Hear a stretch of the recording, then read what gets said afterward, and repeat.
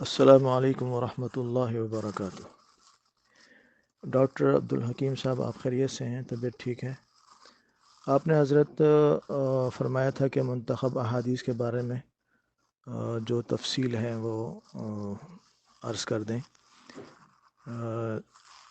تو میں نے مناسب سمجھا کہ جو تفصیلات میرے سامنے ہیں وہ میں آپ کو تفصیل اس کی بتا دوں اور عرض کر دوں، تاکہ جو سادہ لوگ قسم کے ہمارے بھائی ہیں اور وہ اس کتاب کو خالص مولانا یوسف کاندھلوی صاحب رحمہ اللہ تعالی کی طرف منسوب کر کے کہ یہ حضرت کی تالیف ہے، اور مولانا سعد صاحب مدث اللہ العالی کی طرف منسوب کر کے یہ کہتے ہیں کہ یہ ان کی جمع کردہ اور مرتب کردہ کتاب ہے، اور اس کا ترجمہ بھی حضرت نے ہی فرمایا ہے، تو تاکہ ان کی یہ غلط فہمیاں دور ہو جائیں۔ تو ایک تو میں تعارف کرا دوں، میرا نام محمد سلطان ہے اور میں جامعۃ العلوم الاسلامیہ بنول ٹاؤن کراچی پاکستان سے فارغ ہوں۔ وہاں سے میں نے پڑھا ہے اللہ کے فضل سے۔ اور دوسری بات میں یہ عرض کروں کہ میرے قبر میں میرا جواب نہ مولانا سعد صاحب دیں گے نہ شورا والے دیں گے، میں نے خود ہی اپنا حساب دینا ہے، لہذا جو حقائق ہوں گے اور مجھے جو باتیں یاد ہیں، کیونکہ وقت کافی گزر گیا ہے اس میں، یہ 99 کی بات ہے، تو اس لیے میں جو باتیں مجھے یاد ہیں میں حلفاً وہ باتیں عرض کروں گا، اور اس میں کسی کی طرفداری نہیں کروں گا، تاکہ جو حقائق ہیں وہ سامنے آ جائیں۔ تو حضرت یہ پاکستان میں کراچی شہر کے اندر ایک علاقہ ہے گلستان جوہر، اس میں ایک مدرسہ ہے، مدرسہ عائشہ صدیقہ کے نام سے، جو بچیوں کا مدرسہ ہے، اور عربی علوم کے لحاظ سے مشہور ہے۔ ان کے بنین کی جو شاخ ہے وہ مدرسہ ابن عباس کے نام سے ہے، اور میں وہاں استاد رہا ہوں، تو اس وقت بھی میں استاد ہی تھا وہاں پر جب اس کتاب کا کام ہو رہا تھا۔ تو اس مدرسے کے ہمارے جو مدیر اعلیٰ ہیں وہ ڈاکٹر امجد علی صاحب دامت برکاتہم ہیں۔ تو وہاں پر مدرسے کے اساتذہ کرام اور کچھ دیگر علماء کی ایک جماعت بنائی گئی، اور یہ بات سامنے آئی کہ مولانا سعد صاحب دامت برکاتہم کو مولانا یوسف صاحب رحمۃ اللہ علیہ کی کچھ ایک مسودہ ملا ہے، جس میں کچھ احادیث حضرت نے جمع کی ہیں، تو اس پر کام کرنا ہے۔ تو اس کام کے لیے ایک جماعت بنائی گئی۔ جو ذمہ دار تھے اس جماعت کے اور جن کی نگرانی میں یہ کام سارا ہونا تھا، وہ بھائی یامین صاحب رحمۃ اللہ علیہ تھے، کراچی کے ہمارے بزرگ تھے، بہت پرانے، مولانا یوسف صاحب رحمۃ اللہ علیہ کے زمانے کے تھے، اور ابھی گزشتہ رمضان میں ہی ان کا مدینہ منورہ میں انتقال ہوا، اور وہیں جنت البقیع میں مدفون ہوئے۔ تو ان کی سربراہی میں یہ جماعت بنی، جس میں مولانا بلال کلام صاحب، جو وہاں مدرسہ عائشہ کے بڑے اساتذہ میں سے ہیں، ڈاکٹر صاحب کے بعد ذمہ داریاں یہی سنبھالتے ہیں، اور ان کے ایک چھوٹے بھائی تھے مفتی عبداللہ کلام صاحب رحمۃ اللہ علیہ، جو بعد میں ایک تشکیل میں سوڈان کے اندر ایک ایکسیڈنٹ میں شہید ہو گئے تھے، اور ایک مولانا عمر فاروق صاحب وہاں کے بڑے اساتذہ میں ہیں، اور اسی طرح مولانا عمران عیسیٰ صاحب جو اس وقت جامعۃ العلوم الاسلامیہ بنول ٹاؤن کے استاد ہیں، اور مولانا ارشاد صاحب جو رائیونڈ کی ایک شاخ کے استاد تھے اس وقت، اور مفتی عبدالباقی اخون زادہ صاحب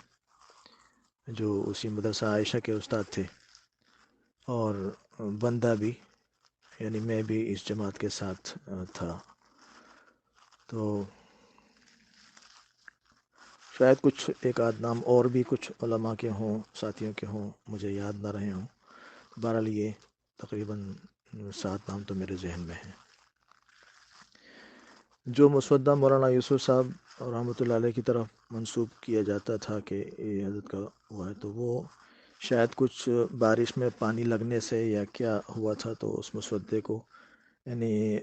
ایسی اس کی حالت تھی کہ وہ پڑھنے کے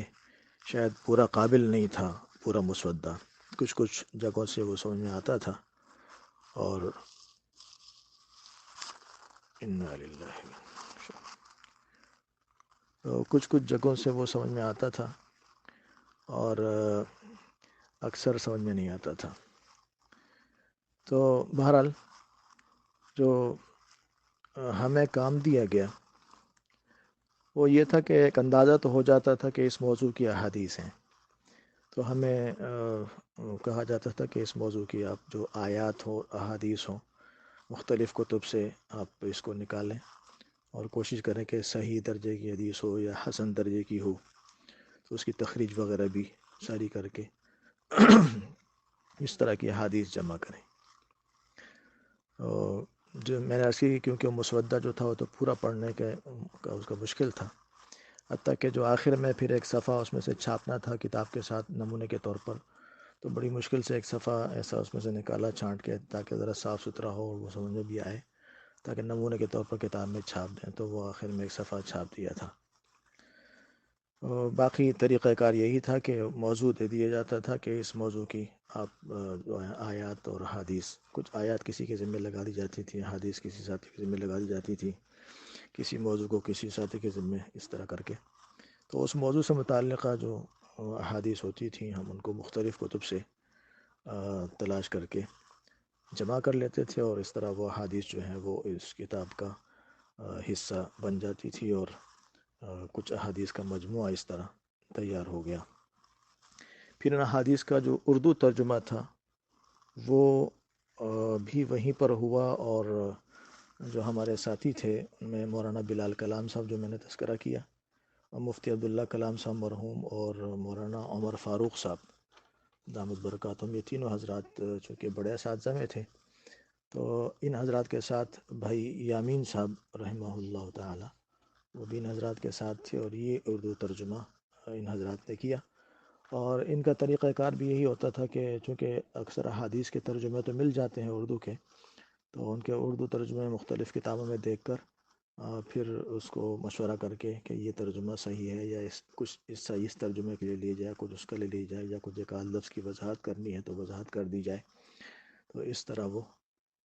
ترجمہ ان حضرات نے اس کو مکمل کیا۔ اس طرح جب پوری کتاب مکمل ہو گئی تو پھر صرف ایک ہفتے کے لیے حضرت مولانا سعد صاحب مدظ اللہ علی تشریف لائے تھے کراچی مدرسے میں، اور انہوں نے اس کتاب پر ایک سرسری سی نظر ڈالی اور اس کو دیکھا۔ مولانا تھے یعنی مولانا سعد صاحب دامت برکاتہم، اور بھائی یامین صاحب رحمہ اللہ بھی ان کے ساتھ پھر ہوتے تھے، تو ایک ہفتے میں انہوں نے اس کتاب پر ایک نظر ڈالی، اور اس طرح یہ کتاب تکمیل کو پہنچی۔ باقی یہ کہنا کہ یہ خالص مولانا یوسف صاحب دامت برکاتہم کی تالیف ہے، یا مولانا یوسف صاحب رحمۃ اللہ علیہ کی تالیف ہے، تو یہ بات میں سمجھتا ہوں کہ غلط ہے۔ یا یہ کہنا کہ یہ مولانا سعد صاحب دامت برکاتہم کی جمع کردہ اور ترتیب کردہ کتاب ہے اور ان کا ترجمہ کیا ہوا ہے، تو یہ بات بھی میں سمجھتا ہوں کہ خیانت ہے اور حقیقت کے خلاف ہے۔ تو یہ اس کتاب کی حقیقت ہے۔ باقی جتنے علماء اس وقت جماعت میں تھے، یا بیامین صاحب جو بڑے تھے، یہ سارے حضرات، یا جن کا مدرسہ تھا ڈاکٹر امجد علی صاحب وغیرہ، تو یہ سارے حضرات اس وقت شورا کے ساتھ کام کرتے ہیں اور محنت کرتے ہیں، اور ان کے ساتھ شریک ہیں محنت میں۔ تو یہ حضرت مختصر سی کارگزاری تھی، اور یہ احوال تھے اس کتاب سے متعلق۔ اگر اور کوئی بات آپ نے پوچھنی ہے تو آپ پوچھ لیجیے گا، میں انشاءاللہ عرض کر دوں گا۔ السلام علیکم ورحمۃ اللہ وبرکاتہ۔